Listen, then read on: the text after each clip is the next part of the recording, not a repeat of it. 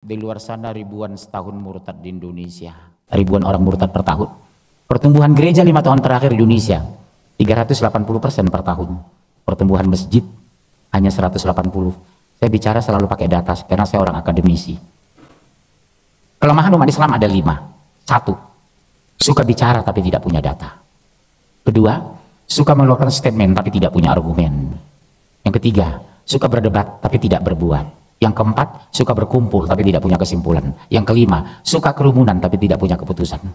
Umat Islam seperti buih, kata Rasulullah. Mayoritas tapi tidak berkualitas.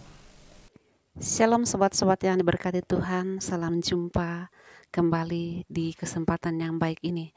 Kita ucapkan limpah terima kasih kepada Bapak Ustadz Munsir Situmorang yang telah menyampaikan kepada publik bagaimana perkembangan dan jumlah orang yang murtad setiap tahunnya. Terima kasih Bapak Ustadz karena telah menyampaikan kepada publik, karena jikalau kami orang-orang Kristen yang menyampaikan, pasti semuanya itu di komentari bahwa itu pernyataan yang palsu, tetapi Bapak Ustadz sendiri yang menyatakan demikian. Lalu apa hubungannya dengan pelarangan ibadah selama ini kepada orang-orang Kristen? Mungkinkah karena banyaknya orang yang murtad karena perkembangan orang Kristen semakin meningkat? Bagaimana tanggapan Bang Ade Armando? Berikut selengkapnya kita saksikan bersama-sama videonya. Nah, Bang, gimana Bang Ade melihat ini? Kenapa seperti ini terjadi terus? Ya, penting bahwa Anda mengingatkan bahwa ini bukan hal yang baru terjadi ya. Ini berulang-ulang terjadi, sehingga tidak berlebihan bagi kita untuk mengatakan bahwa ini menjadi sebuah semacam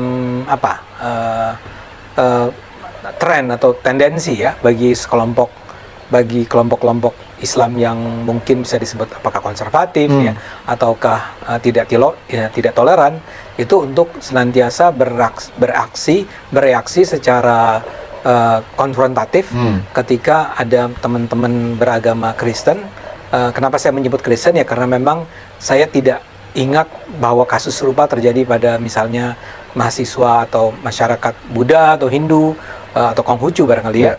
Tapi kalau Katolik sama Kristen ini berulang kali terjadi, dan kasusnya kali ini adalah bahwa mereka sedang ingin melakukan peribadatan rosario ya. Doa rosario ya. Doa rosario menjelang perayaan kenaikan Isa Al-Masih kan, atau kenaikan Yesus Kristus. Ya, kenaikan Yesus Kristus. Nah, buat saya ini betul-betul apa yang dilakukan oleh kelompok-kelompok tersebut, yang dalam hal ini dipimpin oleh seorang ketua RT yang sering sekarang terkenal dengan nama Diding itu ya. Ya, sebelum ini juga namanya Diding memang. Jadi bukan sekarang terkenal namanya Diding. Ya, jadi si Diding ini ya memimpin semacam sekelompok orang untuk melakukan serangan terhadap orang-orang Kristen Katolik yang sekedar sedang bernyanyi, ya, beribadah, bernyanyi di rumahnya, di tempat kosnya. Itu menurut saya adalah sebuah tindakan yang luar biasa biadab, dan ini bukan cuma melarang ya. Ini pakai juga dibentak-bentak, didatangi, dimaki-maki oleh si Diding ini yang terkenal itu. Nah, Diding ini bahkan sampai mengucapkan kata-kata yang kasar, yang barangkali tidak perlu kita sebut di sini saking kasarnya, dan kemudian mengatakan bahwa kalian ini tidak pernah mau dengar apa kata saya ya. Saya rupanya sudah sebelumnya pernah meminta agar itu tidak dilakukan di kos-kosan sana.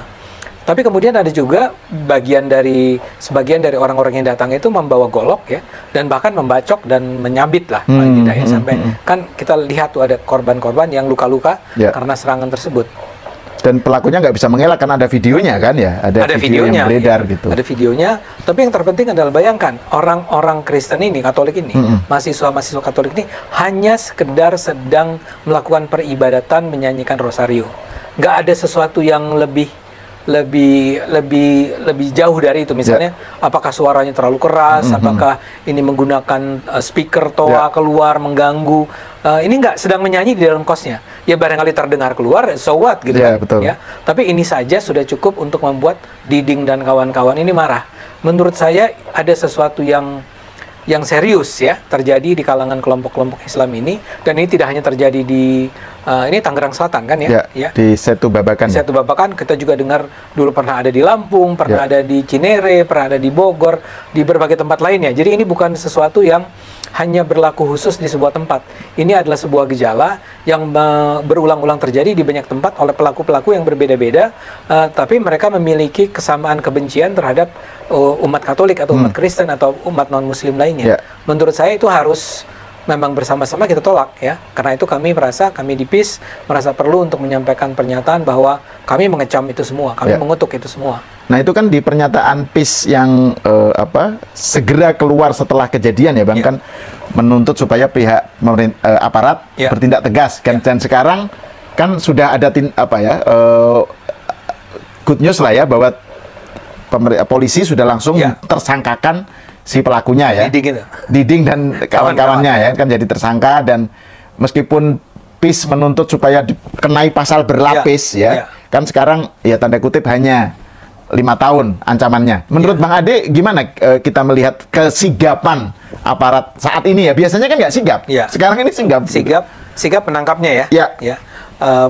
Pertama-tama adalah kita harus hormati, kita harus hargai sepenuhnya apa yang dilakukan oleh polisi ya. Apa yang dilakukan ini menurut saya sangat tepat ya, dan sudah saatnya memang enough is enough lah. Kita harus mengatakan bahwa semua orang yang pernah berpikir untuk menindas hak-hak orang lain untuk beribadat itu harus tahu bahwa kalau itu dia lakukan di negara ini, dia harus menghadapi ancaman hukuman yang cukup berat ya. Menurut saya 5 tahun itu adalah sebuah ancaman yang serius ya. Ya nggak harus 5 tahun lah, 4 tahun juga atau 3 tahun, tapi kan sebagian orang bilang kok cuma 5 tahun ya. Menurut saya ya udah 5 tahun, 5 tahun tuh sudah sangat serius ya. Toh yang seperti dikatakan juga dalam pernyataan PIS kan ini sebenarnya kejahatannya berlapis ya. Berlapis. Menurut kami ini pertama, dia datang dan memaki-maki ya. Artinya mengutarakan ujaran kebencian terhadap agama orang lain ya. Kemudian mukul memukul itu jelas ya, itu pidana yang sangat real ya. Satu lagi adalah mereka melarang orang beribadah, membubarkan orang yang sedang beribadah. Itu sebetulnya kalau saya nggak tahu persis di KUHP yang baru itu ada ya, ancamannya juga sekitar 4 tahunan ya. Saya nggak tahu apakah di KUHP yang sekarang masih berjalan nih, masih digunakan, ada nggak ancaman serupa. Tapi kalau pakai KUHP yang baru, yang harus diingat bahwa itu baru bisa diterapkan pada 2016 ya. Sehingga ada 2026 sorry. 2026. Jadi ada 3, tapi yang satu itu memang mungkin baru diterapkan pada 2026. Tapi yang dua jelas menyebarkan ujaran kebencian, kedua adalah melukai ya, pakai senjata tajam kan ya. Senjata tajam. Dan mungkin kalau tidak ada orang yang menahannya bisa lebih serius dari apa yang sudah terjadi. Nah, saya pikir itu memang harus cukup serius. Nah, apakah 5 tahun itu cukup serius? Buat saya sih pribadi, paling tidak orang tahu bahwa kalau Anda melakukan itu terhadap hak-hak orang lain untuk beribadat, Anda terancam untuk terkena hukuman dengan cara sebesar itu. Ya semoga aja tidak berakhir dengan matre. Biasanya kan, itu kan minta maaf. Kekecewaan para netizen itu kan biasanya kan ada kasus, diramekan, terus dikasih ancaman pidana gitu ya. Nanti berakhir damai gitu. Damai tanda kutip ya. Restoratif justice kan? Iya, itu yang kemudian bikin orang, jadi ini bisa terulang lagi gitu, Bang. Bisa terulang lagi, dan memang terbukti terulang lagi. Karena artinya gini, kasus-kasusnya sudah berulang kali terdengar. Ya kasus misalnya paling gampang Cilegon gitu ya. Terus atau yang di Lampung gitu ya. Itu kan real terjadi ya. Tapi kemudian barangkali karena para pelakunya tidak memperoleh sanksi yang cukup berat gitu ya. Orang akan mengatakan bahwa ya setiap kali saya melihat bahwa ada orang-orang Kristen beribadat begitu ya, saya punya hak untuk melarang mereka melakukannya. Ya. Nah, apalagi karena argumen mereka itu, argumen si Diding itu adalah bahwa kenapa kamu beribadat di sini? Ya? Di kos-kosan, di rumah, di gitu rumah, ya. Kenapa nggak di gereja aja? Di gereja, gitu ya. Nah, itu kan sebetulnya sebuah pernyataan yang sangat tidak masuk akal. Bagaimana mungkin orang harus beribadat hanya di rumah ibadah? Ya, sekarang oleh orang yang katakan aja dari kalangan Islam ya, Ya. Yang dia juga tahu bahwa orang Islam sering banget ibadah di rumah gitu loh. 5 kali sehari. Iya, gitu kan biasa banget. Biasa banget. Jadi ibadah di rumah itu bukan hanya sholat loh Bang, Ya. acara tahlilan, pengajian, macam-macam. Itu kan acara keagamaan. Acara keagamaan di rumah gitu loh. Juga ramai. Iya, juga benar. ramai, suaranya keluar. Kalau orang ya misal mengaji rame-rame itu kan hampir pasti itu tidak mungkin dicegah suaranya sampai orang luar tidak mendengar. Nah, orang Islam itu bahkan kita diminta untuk azan kita itu jangan sampai menggunakan speaker sehingga mengganggu orang-orang di sekitar kita saja. Sebagian dari orang-orang Islam sudah menolak. Iya, betul. Seolah-olah hak beribadah kita dibatasi. Nah, sekarang kita balikkan ke kasus Pamulang ini. Mereka pertama hanya beberapa orang, kalau tidak salah, tidak sampai 15 ya. Dan ya Anda tahu lah, bernyanyinya orang-orang Kristen Katolik itu kan bernyanyi beneran gitu ya. Saya tidak ingin terlalu... Ya itu berdoa lah. Berdoa kan, dan bernyanyi ya. Dan itu pasti tidak pakai speaker, tidak pakai toa seperti saya katakan tadi. Bagaimana mungkin itu adalah sebuah alasan bagi si Diding dan kawan-kawan untuk mengusir mereka dan untuk beribadat di gereja ya. Itu menurut saya pasti ada motif, saya duga lah ya, ada motivasi lain lah, ada sesuatu yang mengganggu Diding ini ya. Nah tapi gini Bang, saya membaca juga di berita ya, yang saya tangkap di X ya, bukan ditangkap lah ya, yang saya kan selalu ngamati gitu.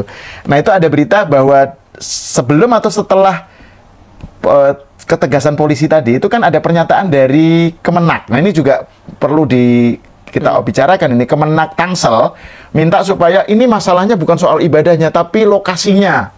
Kenapa nggak? Jadi malah justru mereka itu disarankan untuk cari tempat lain. Kenapa? Terus, nah itu karena bagi dia itu kayak sesuatu yang disalahkan tuh si korban gitu loh. Jadi dicarikan tempat lain dan ini adalah pelanggaran soal etika sosial gitu. Jadi ini Kemenak itu juga Tangsel lebih ya? Kemenak Tangsel ya, itu punya cara pandang yang sama dengan Diding CS gitu, kesannya. Kayak justru malah ini kok malah mereka disalahkan gitu loh. Sudah dipukulin, disalahkan pula. Bedanya gitu. cuma Diding dan kawan-kawan tuh preman lah gitu ya. Betul. Kalau kementerian ini mungkin lebih kementerian. Iya, dan kita tahu pun kalau sikapnya Gus Yakut kan tegas untuk hal-hal semacam Menteri ini ya. Iya, tapi kok Kemenak Tangsel malah justru seakan-akan memaklumi gitu loh. Iya. Nah, Bung Zahal, ini kan juga kita lihat dalam banyak kasus lainnya ya. Misalnya begini, saya ingat sekali kasus Gereja Yasmin Bogor, GKI Yasmin Bogor. Itu ceritanya kan adalah umat GKI itu membangun gereja ya.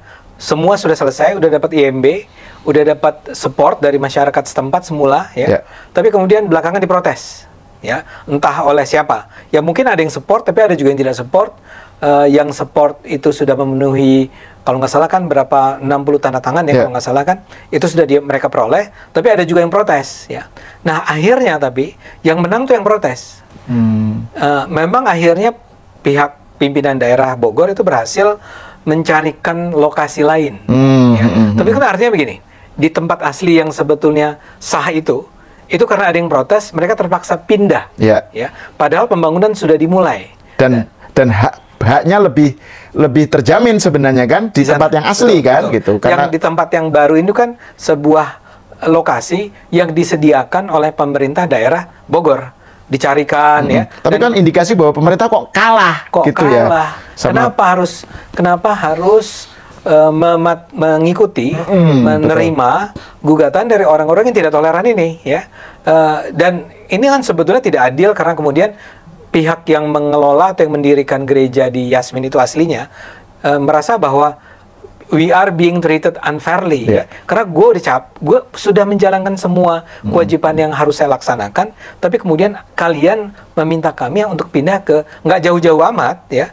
Tapi bukan, that's not the point. Mereka bilang bahwa ya kenapa harus kami pindah, kenapa kami yang harus pindah. Nah kembali ke cerita Pamulang. Bukan mahasiswa Universitas Pamulang. Pamulang di mana tadi di Situ Babakan. Kejadiannya di Situ Babakan. Ya, ini tapi sama-sama Tangsel sih. Iya. Tapi anak Unpam lah ya. Anak Unpam ini.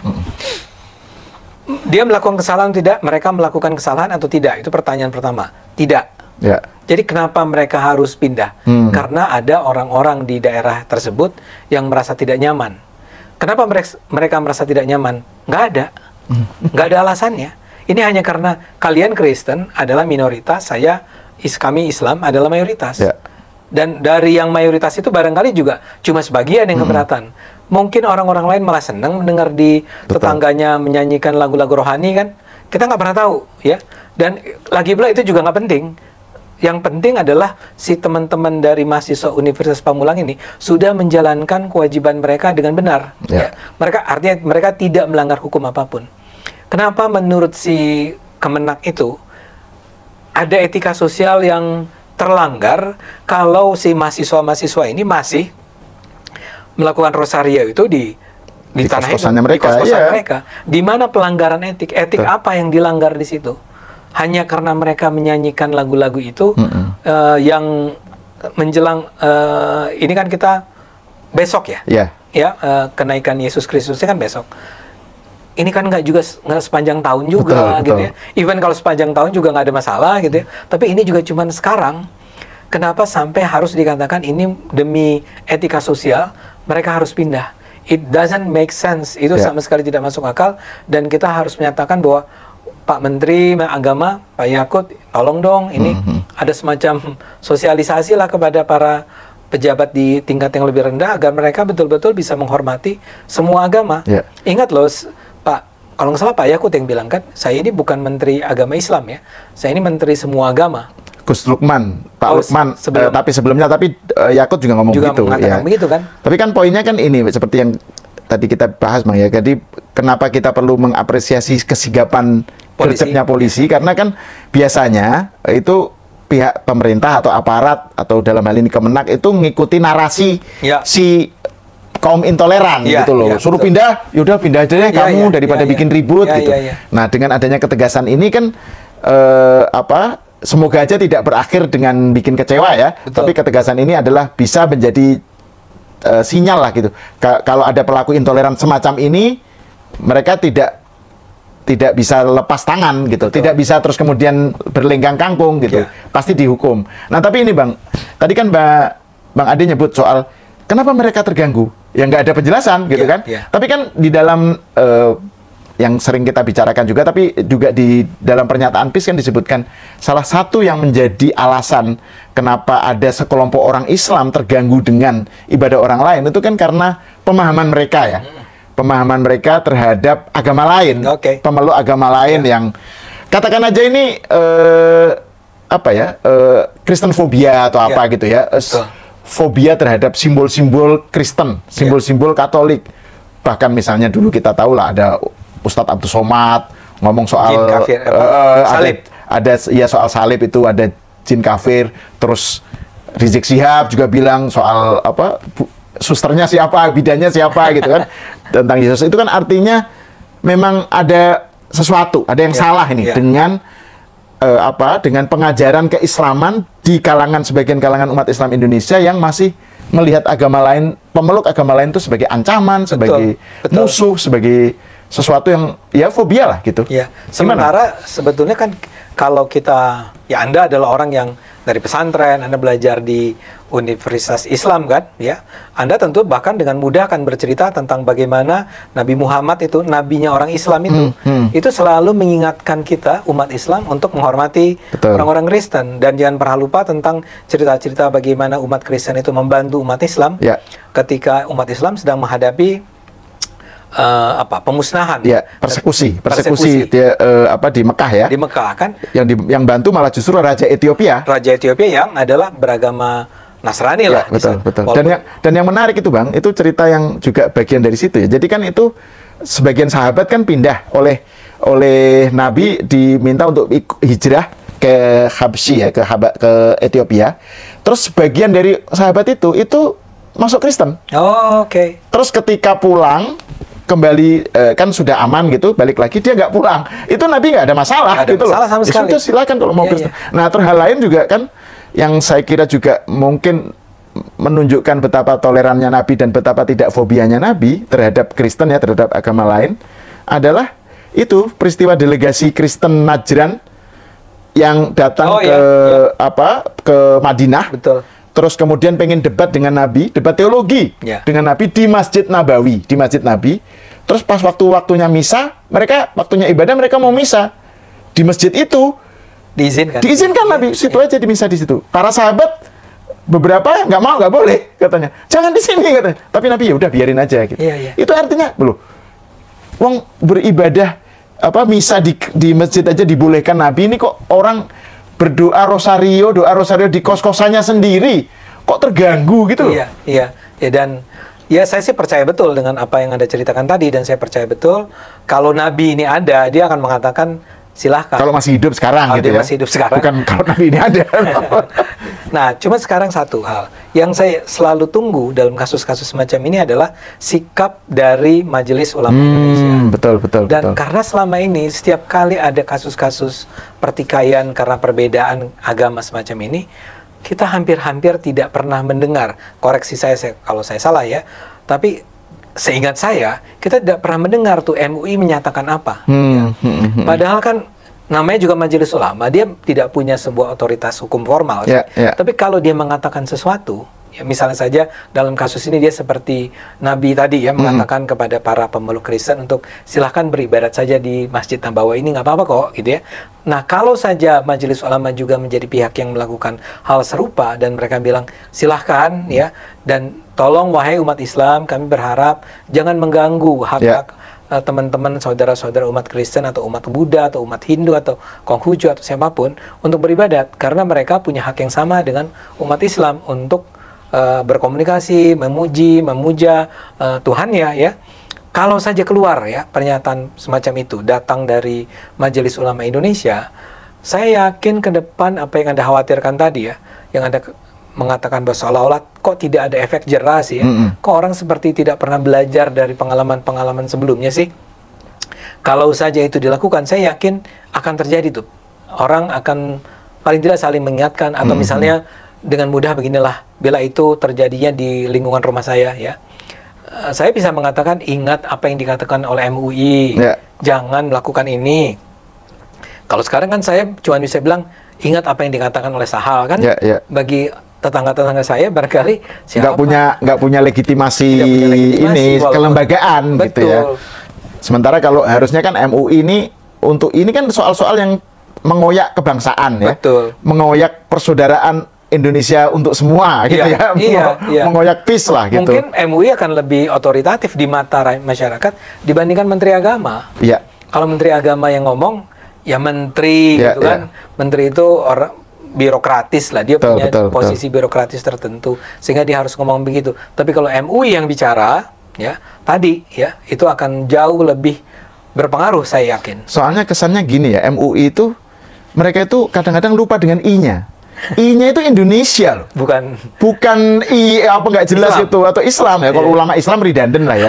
Artinya ini Majelis Ulama yang ada di Jalan Proklamasi itu bertanggung jawab terhadap nasib Indonesia juga gitu loh.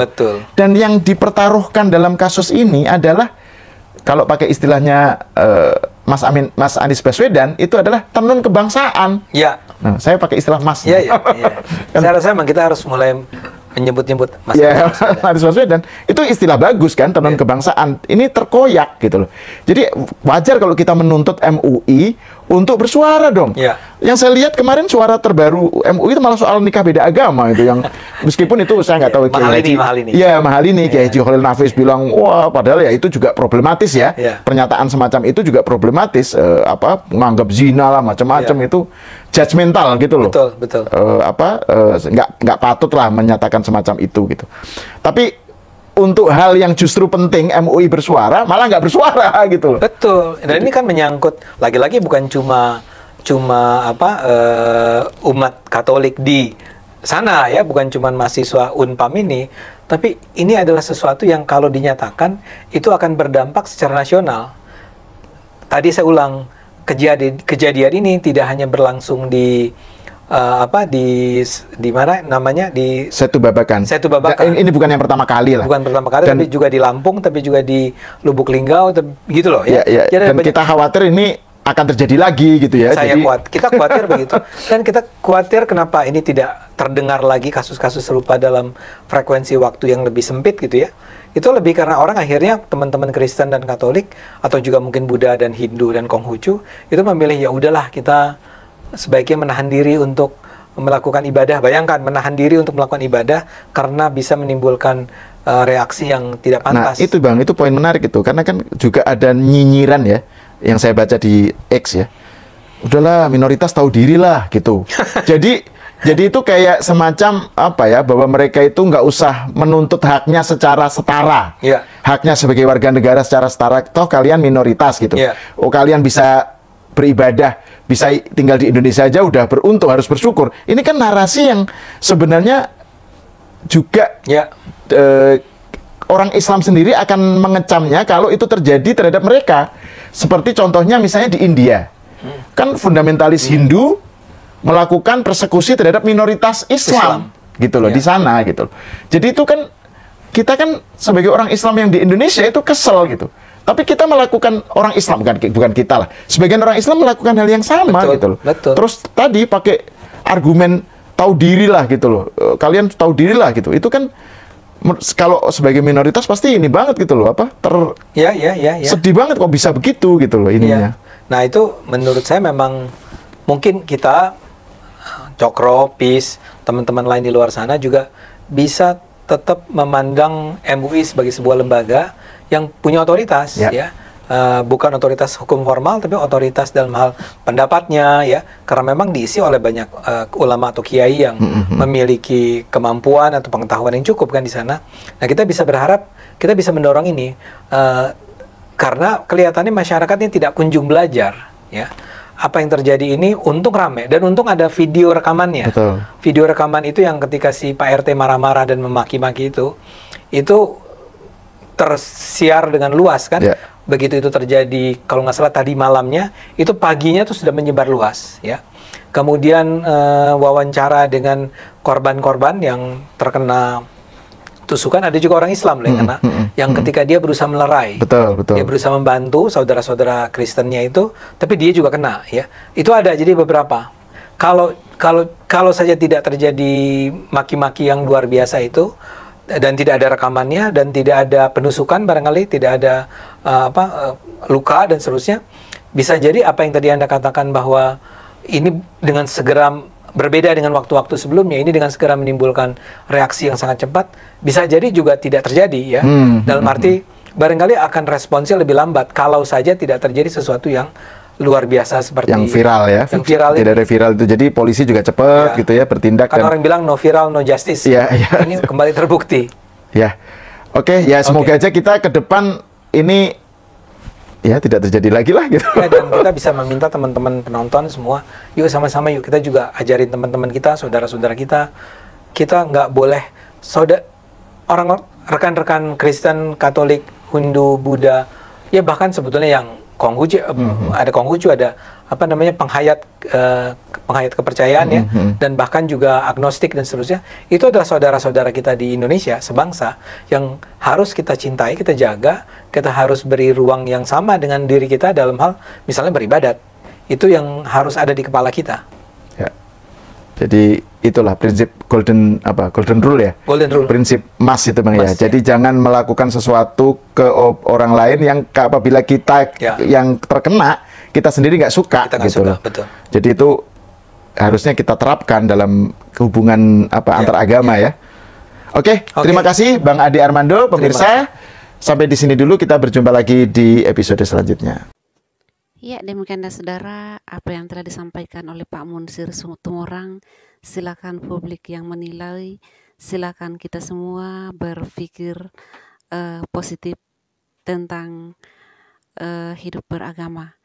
Lalu apa yang disampaikan oleh Bapak Ade Armando, saya pribadi selalu salut dengan beliau, karena beliau juga seorang Muslim tetapi selalu berada di tengah-tengah, yang beliau tidak memojokkan kepercayaan manapun, tetapi selalu berada di tengah-tengah. Inilah gambaran sosok pluralisme yang patut dicontoh oleh anak-anak muda zaman sekarang. kita semua jangan terlalu fanatis terhadap kepercayaan atau agama manapun yang kita yakini, tetapi jalani saja dan biarkan orang-orang yang menilai tanpa mengganggu orang lain. Demikian, Tuhan Yesus memberkati kita semua.